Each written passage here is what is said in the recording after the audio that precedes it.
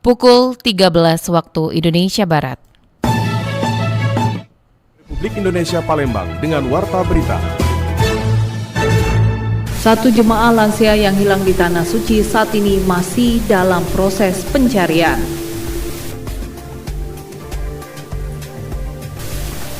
Untuk meningkatkan pelayanan sampah, Dinas Lingkungan Hidup Kabupaten Pali menambah 6 armada baru.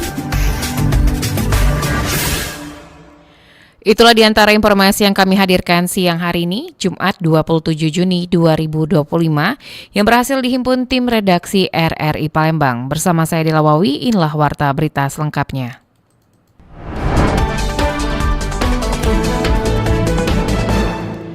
PPIH Debarkasi Haji Palembang masih terus memantau pencarian salah satu jemaah haji lansia yang hilang di Tanah Suci. Pencarian juga melibatkan pihak KJRI dan Kepolisian Saudi Arabia. Panitia Debarkasi Haji Palembang hingga saat ini masih memantau proses pencarian seorang jemaah haji lansia dari Kota Pagar Alam, Sumatera Selatan atas nama Nurimah Mentajim usia 80 tahun yang hilang di Tanah Suci. Upaya pencarian jemaah dari Kloter 19 ini masih terus dilakukan sejak dilaporkan hilang hampir sebulan lalu atau sejak tanggal 28 Mei 2025. Humas Kantor Wilayah Kementerian Agama Provinsi Sumatera Selatan Abdul Kudus mengungkapkan awal mula hilangnya jemaah diketahui 2 hari setelah tiba di Tanah Suci. Nurimah dilaporkan hilang karena meninggalkan hotel tempatnya menginap pada pukul 2:45 waktu Arab Saudi dan tidak kembali hingga hari ini. Pada saat bersamaan, teman sekamarnya berada di Masjidil Haram juga tak melihat keberadaan Nurimah di lokasi tersebut. Kudus mengatakan pencarian Nurimah semakin diintensifkan dengan melibatkan pihak tim perlindungan jemaah haji di Arab Saudi, bekerja sama dengan pihak KJRI dan pihak kepolisian setempat. Nurimah Mentajim itu yang dari Pagar Alam usia 80 tahun itu sampai sekarang masih dilakukan pencarian oleh PPIH Arab Saudi, khususnya tim perlindungan jamaah haji PPIH Arab Saudi. Jadi sudah kerjasama dengan KJRI, sudah ngelapor juga ke kepolisian Saudi Arabia, melakukan penyisiran di rumah sakit, di KKHI, terus di Muaishim, terus di tempat-tempat yang sekiranya kemungkinan jamaah itu ada di sana. Tapi memang sampai sekarang belum ketemu, termasuk 2 jemaah dari Embakasi Surabaya sama Embakasi Banjarmasin itu juga belum ketemu. Jadi ada 3 kan yang hilang sekarang ini yang terpisah dari kloternya. Meski hilang sejak 28 Mei, panitia haji telah membadalkan Haji Nurimah. Kudus memastikan pencarian tetap dilakukan PPIH di Arab Saudi hingga akhir operasional ibadah haji tanggal 12 Juli 2025 mendatang. Pencarian selanjutnya akan dilakukan oleh KJRI bersama pihak Arab Saudi hingga 6 bulan ke depan. Riana Pridani melaporkan.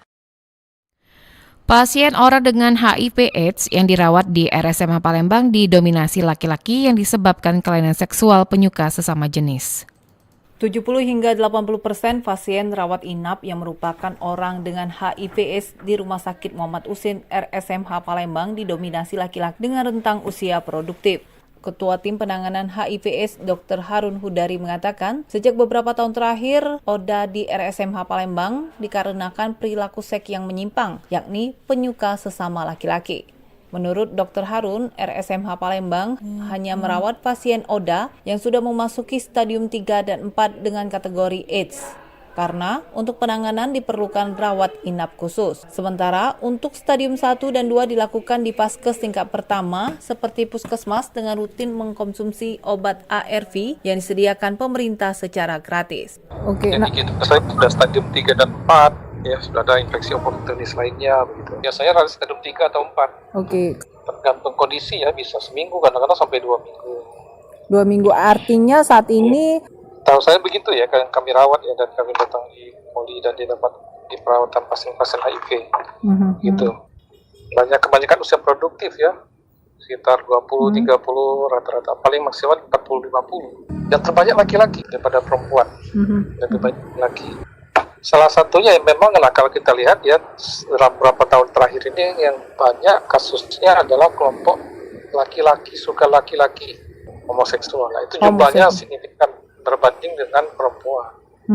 Dr. Harun juga menjelaskan ODA yang masih berstatus HIV memerlukan pengobatan dengan antiretroviral ARV untuk menurunkan jumlah virus HIV dalam tubuh agar tidak masuk ke dalam stadium AIDS. Sedangkan penderita AIDS membutuhkan pengobatan HRV dan obat lainnya yakni dolutegravir untuk mencegah terjadinya infeksi penyakit oportunistik dengan berbagai komplikasinya. RRI Palembang, Nova Ariana melaporkan terus mengudara untuk Indonesia.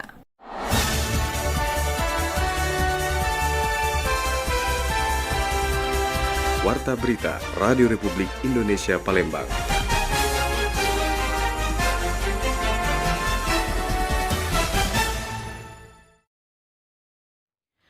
Untuk meningkatkan pelayanan sampah, Dinas Lingkungan Hidup Kabupaten Pali akan menambah 6 armada baru. Dinas Lingkungan Hidup DLH Kabupaten Pedukal Abad Pematang Ilir Pali berkomitmen meningkatkan kualitas pelayanan pengelolaan sampah dengan menambah 6 unit armada pengangkut. Penambahan armada ini bertujuan mempercepat proses pengangkutan sampah dan menciptakan lingkungan yang bersih serta sehat di seluruh wilayah kecamatan. Kepala DLH Kabupaten Pali Ariansa mengatakan penambahan armada ini direncanakan pada tahun depan dan langsung didistribusikan ke kecamatan yang paling membutuhkan.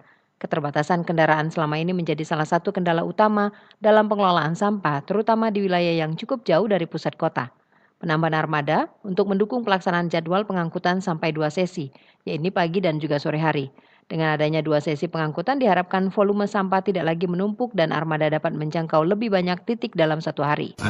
Kedepannya kita akan menganggarkan itu penambahan sekitar 6 dump truck lagi untuk mobilisasi pembersihan lingkungan di kecamatan.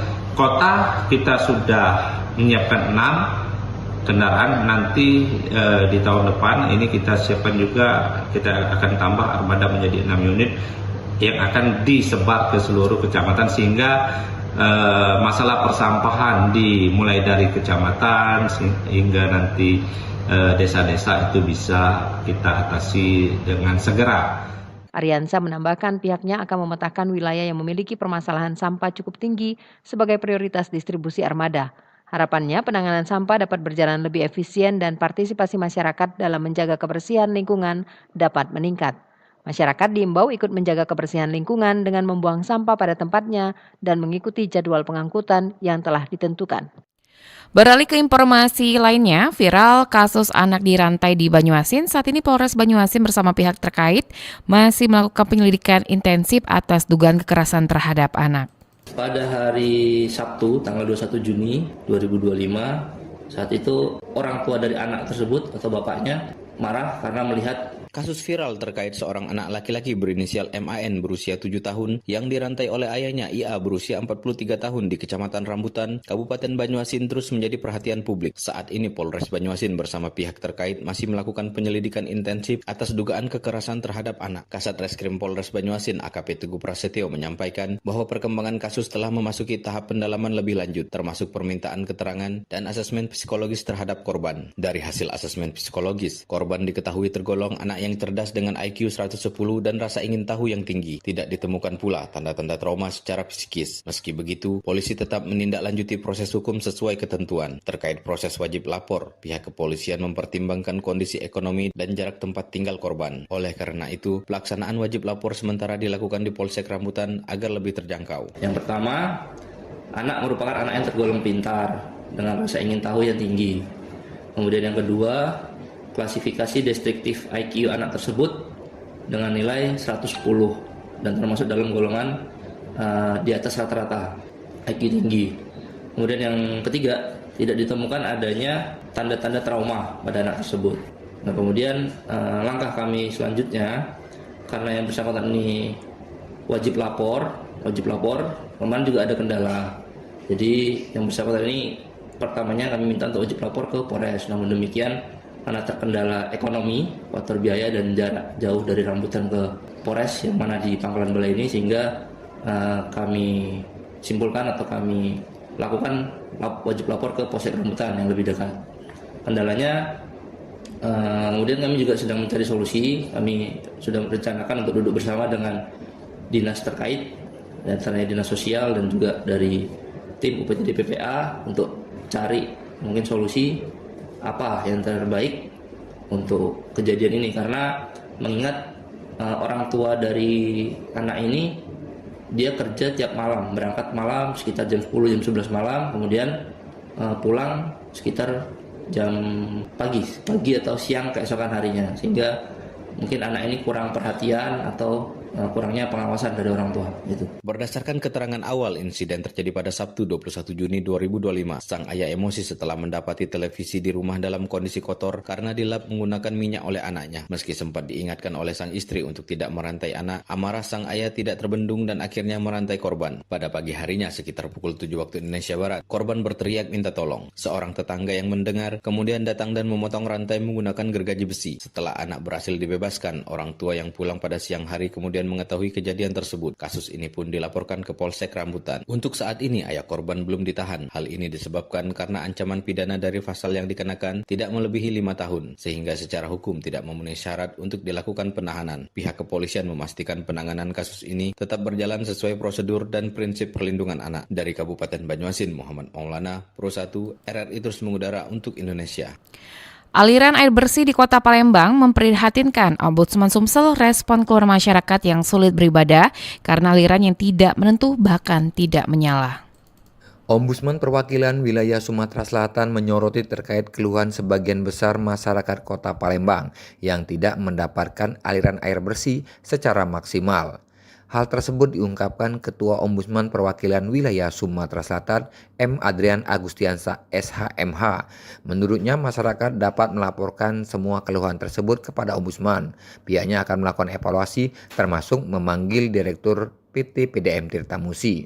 Kontaknya silakan nanti diberikan di kami, jadi sehingga kami bisa tindak lanjutin. Sehingga kami bisa nanti melakukan pemantauan di lapangan, daerahnya di mana, bukitnya, sehingga kami bisa mungkin sekaligus memanggil PDAM apa yang terjadi seperti itu di jalur distribusi itu. Sebelumnya diketahui sebagian masyarakat juga mengeluhkan aliran air yang tidak maksimal hingga mengganggu aktivitas sehari-hari termasuk menghambat aktivitas beribadah. Dari Palembang, Sumatera Selatan, Aditya melaporkan. Informasi tadi mengakhiri Warta Berita siang ini produksi Radio Republik Indonesia Palembang. Dan mewakili kerabat kerja yang bertugas, saya Dela Wawi undur diri dan sampai jumpa.